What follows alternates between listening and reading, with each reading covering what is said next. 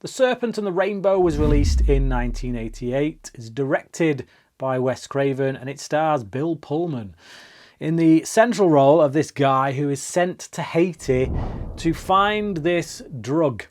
He works for this company, the pharmaceuticals, obviously, and they know about, have learned about this drug that basically turns people into zombies. They appear dead, but then wake up later once it's worn off and are perfectly fine, it seems.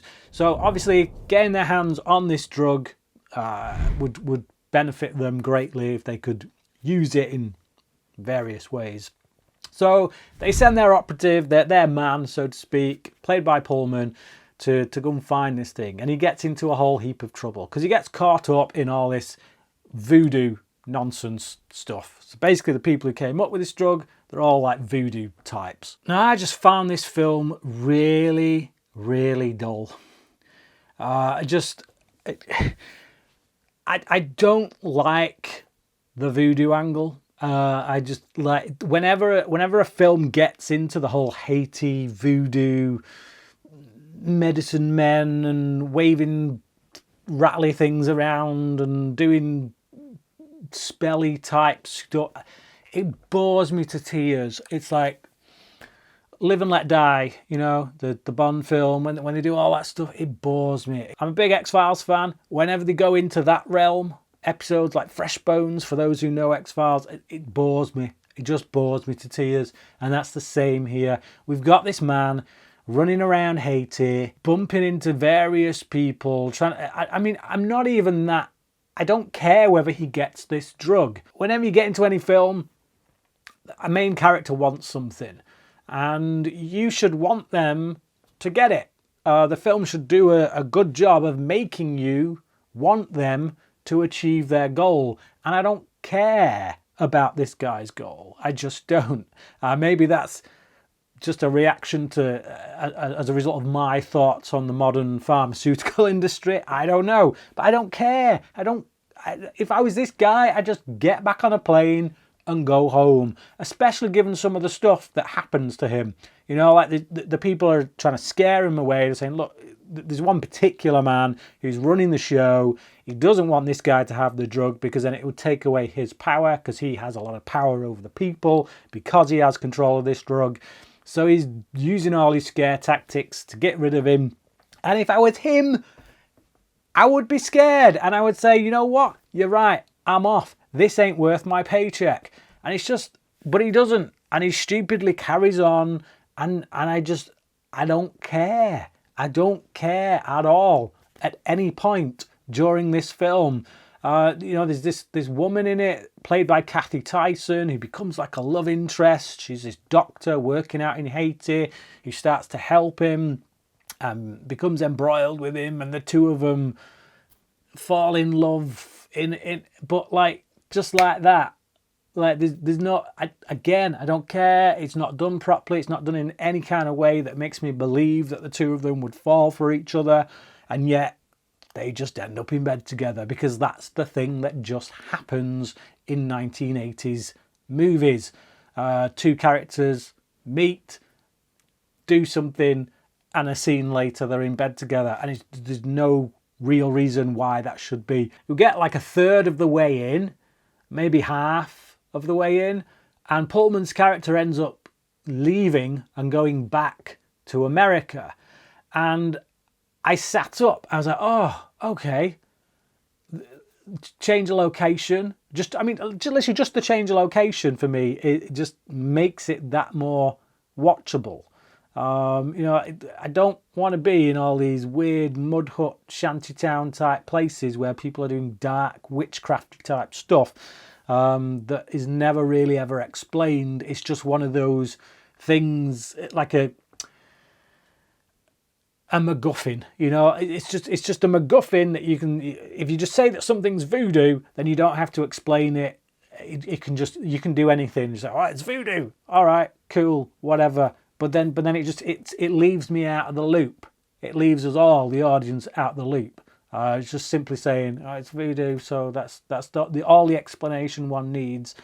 And we don't stay in America. And that's the thing. Like I say, I sat up because, okay, we've gone to America. It's going to change the tone of the film now. He's going to deal with all this stuff back home.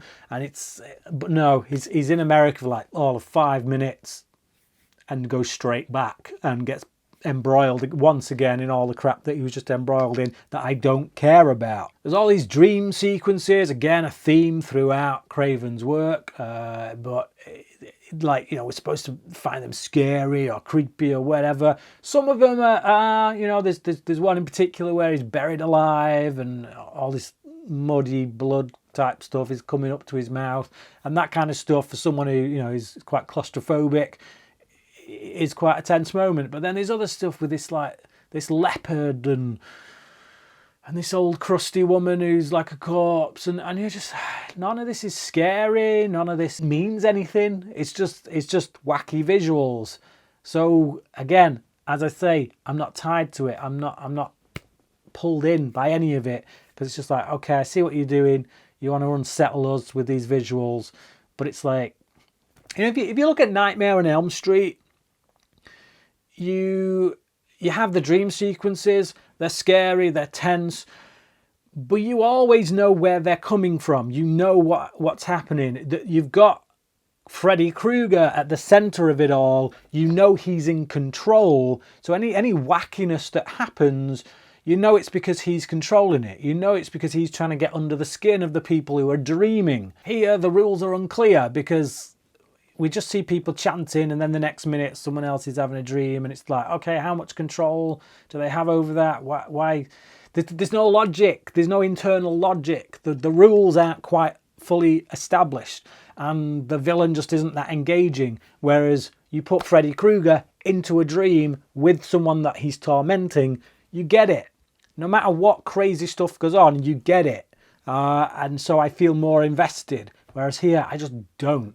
It's just, okay, it's a trippy visual. We get it. I do feel like this film is more cinematic in the way that it's shot by cinematographer John Lindley.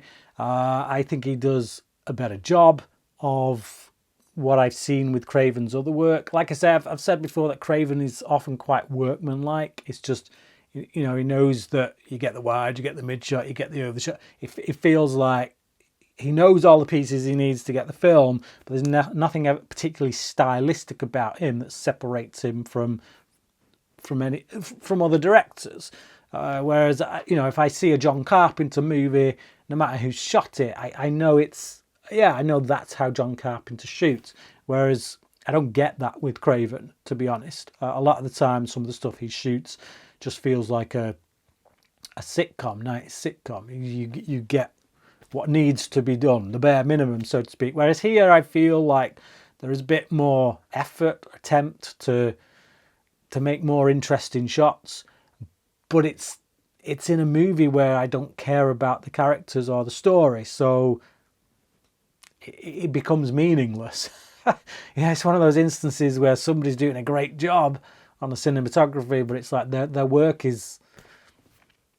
it's lost on a film that doesn't deserve it. Like, I really didn't like Craven's first film, The Last House on the Left, but I was always engaged for the wrong reasons many a time. There's things that I just didn't want to watch, or I just didn't like what it was saying, or the vibe it was giving off.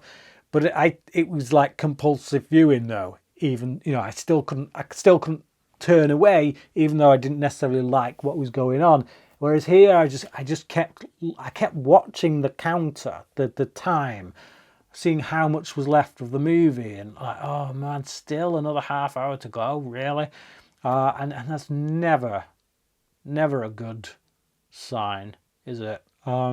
There's some good performances here. I think Kathy Tyson does the best she can with what she's got. She's the only character here that with the exception of the villain, but even the villain's just so simplistic. He's a guy who's got power and he wants to hold on to that power. Okay, I get that, I understand that. But that's about the sum total of his character. Whereas her, you see that she's a doctor, she's trying to help the people, but she's caught in a place that's kind of like overrun with all this dark witchcrafty type stuff, voodoo type stuff, and it's just like, yeah, okay, cool, but you could leave. But then again, like, you know, it's her character is to help. She wants to help the people there, so I get that. Whereas this dude, the Bill Pullman character, he rocks up, and at no point do I get a sense of who this guy really is. On Letterboxd, this is one of Craven's more highly rated films, which just blows my mind, quite frankly. It's in his top third. If you look at his 25 movies that he's done, this is in his top third. So I find that quite staggering. It does tell me there is an audience out there for this. There is people out there who do really seemingly like this film. If you're one of them, please let me know why. Leave your thoughts in the comments section. Tell me why I'm wrong about this, because I feel like I must be if there's clearly that many people out there that rate this highly enough to put it in Craven's top third. But I'm just not getting it. So let me know why in the comments section down below. Thank you for watching this review, and until next time, cracking.